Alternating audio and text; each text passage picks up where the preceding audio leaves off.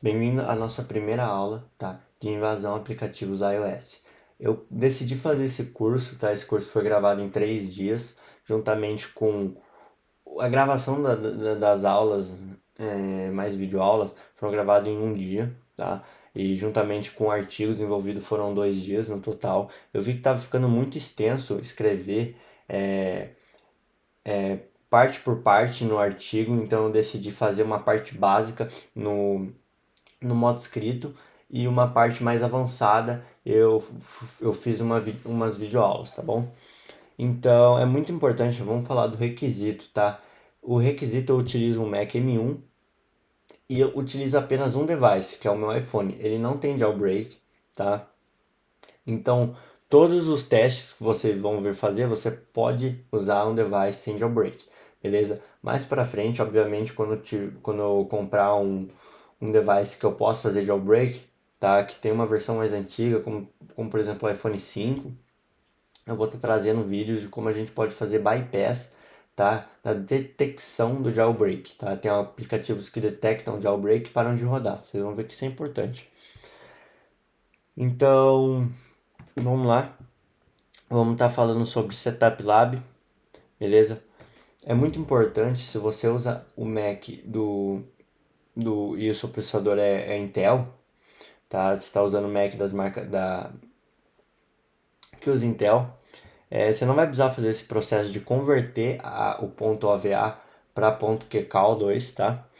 Eu precisei fazer isso porque o meu Mac M1 ele não tem suporte, tá? Não só o meu, óbvio, todos os Macs M1 não tem suporte, ou melhor dizendo, todos os Macs que usam a Apple Silicon não tem suporte para VirtualBox, beleza? Então a gente usa o TM para efetuar a emulação. Então, como o .ava é um arquivo do VirtualBox, eu precisei converter esse .ava para QCAL para assim rodar no meu UTM, tá? Porque o meu UTM, ou seja, o UTM em geral, perdão, utiliza o QEMU, tá? Então a gente fez a conversão da imagem. Aqui está um vídeo apresentando como você pode rodar essa imagem, tá? Tem alguns tricks aqui que você precisa ver, por exemplo, desativar o Wi-Fi boot, tá? Se não dá erro. E agora a gente chega para a parte de instalando os aplicativos vulneráveis, tá? Eu deixei aqui um link do Drive que você pode acessar e fazer um download desses aplicativos, tá? São dois aplicativos. O primeiro é o Secure Store V1, tá? Esse Secure Store V1 está todas as vulnerabilidades que ele contém, que eu ensinei, ele tá todo aqui no blog, tá bom? No Gitbook. As videoaulas contêm as videoaulas, as videoaulas contêm o, as vulnerabilidades do Secure Store V2, tá bom? Então é muito importante saber disso, tá? Porque nas videoaulas vocês não vão ver eu utilizando o Secure Store V1, apenas o Secure Store V2. E consequentemente, aqui no Gitbook você não vai ver eu utilizando o Secure Store V2, só o Secure Store V1. Beleza? Então, após instalar esses aplicativos, a gente vai precisar assiná-los, tá? Então você pode fazer abrir o Xcode, né, envio em settings e fazer login com a sua conta da Apple. Tá? Depois a gente vai usar o Objection, tá? Que é uma ferramenta do Frida que permite a gente executar certos ataques mais rápido, né? Tem outras ferramentas auxiliares dentro dele, comandos auxiliares muito importantes. Então a gente vai instalar só simplesmente com pip3. Depois chega a parte do Apple Sign, tá? Eu vou estar instalando com npm. E aqui Apple Sign-L vai retornar a assinatura que a gente utiliza, tá? Para assinar o aplicativo. Beleza? Ó, agora a gente vai fazer o patch do aplicativo IPA, tá? O que acontece? Quando você tem um device com jailbreak, você pode instalar o Cydia, né, que já vai vir com jailbreak, tu pode instalar o SSH, entre outras coisas. O Objection, ele simplesmente reconhece esse device na rede e consegue se conectar com ele, tá? Então não precisa colocar um hook dentro do aplicativo, beleza?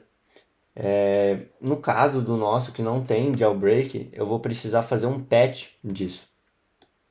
Então ele simplesmente ele vai criar o mesmo aplicativo, só que com uma função, né, com uma classe FreeDAHook, beleza? Que essa classe ele vai abrir uma porta WebSocket no nosso aplicativo, vai se conectar com ela para a gente poder utilizar o Objection, tá bom? Depois disso a gente só vai dar um OS deploy, tá? É muito importante ler tudo, mais importante ainda ler o que tá na frente de hashtag, tá? Que é o que cada comando faz. E depois de dar um deploy, sua tela vai aparecer com isso, tá bom? Aí a gente vai precisar rodar o Objection Explorer para simplesmente pegar e rodar o aplicativo, tá?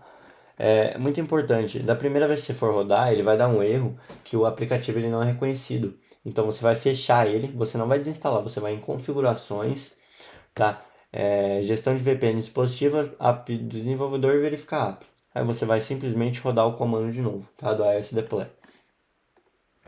E agora a parte do setup do servidor.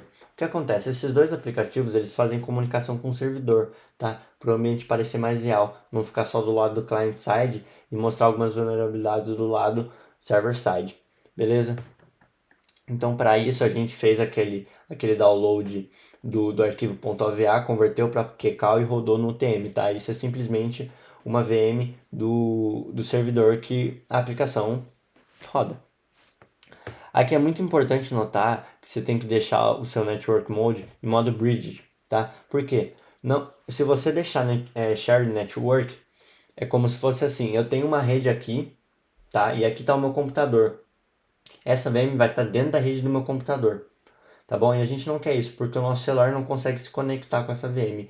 Então, o Bridge, ele vai simplesmente criar, tá? Uma interface de rede para a VM, e é como se ela fosse um dispositivo físico aqui na minha rede, tá? Eu preciso disso para pro meu dispositivo, pro meu device conseguir alcançar, beleza? Essa VM.